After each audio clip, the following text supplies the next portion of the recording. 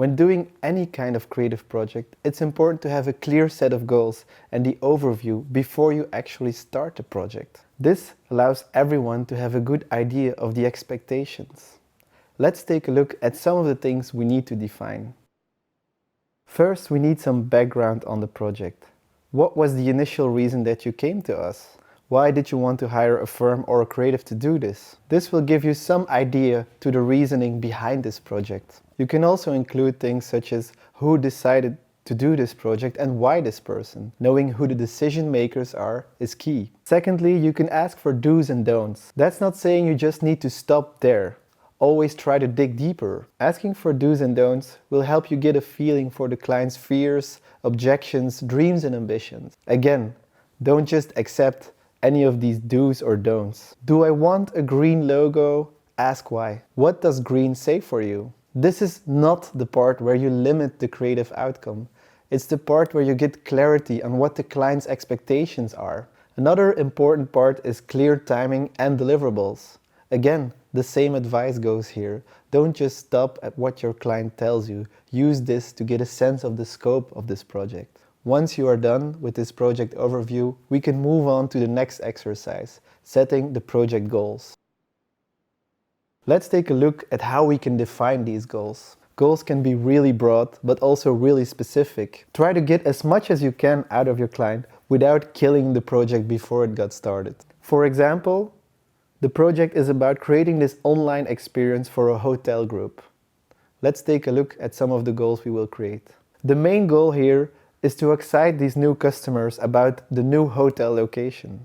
By creating a unique online experience, we want to excite these customers and getting them to visit this new location. As you can see, these goals are neither too broad nor too specific. A secondary goal is to position our brand as an innovative brand that believes in a new kind of hospitality. As you can see, these goals are neither too redundant or too broad. The art in setting goals is just to find that sweet spot. Project goals should inspire and drive the project forward, not box it in. Asking for project goals also does something really magical. It shifts the attention from the execution to the business challenge, making you more valuable and your work in relation to the business problem more important.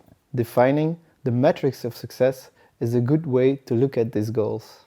Ask yourself, when will this project be a success? These are tangible results that will make the project more transparent. Here are some examples. The project will be a success if we have built a website that converts better than our previous website. The conversion rate should go up by 10 to 20%.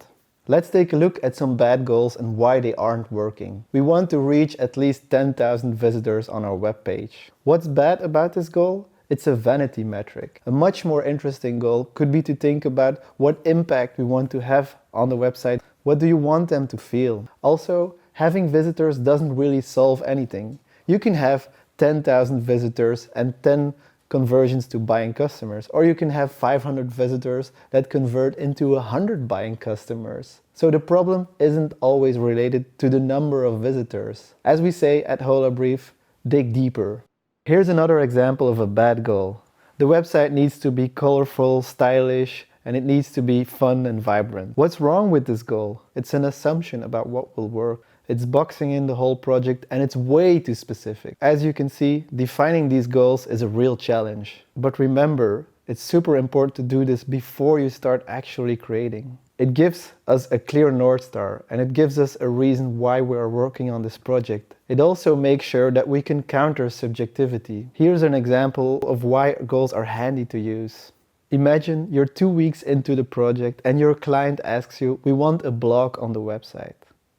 But the goal you set was creating an immersive experience that will excite these customers to visit the hotel.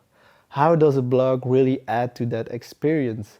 By referring back to these goals you set previously, you can get back on the same page and remove these subjective questions from your client. You could ask, do you think adding this blog will really add to this immersive experience? The answer is obvious, nope. One more really important thing I want to mention before we close off this lesson is you want to do this exercise at the beginning of the project and at the end. It is very likely that you and your client will have a better understanding of what this project is really about at the end of the project. Use this exercise at the beginning and at the end to seal the deal and get started on designing.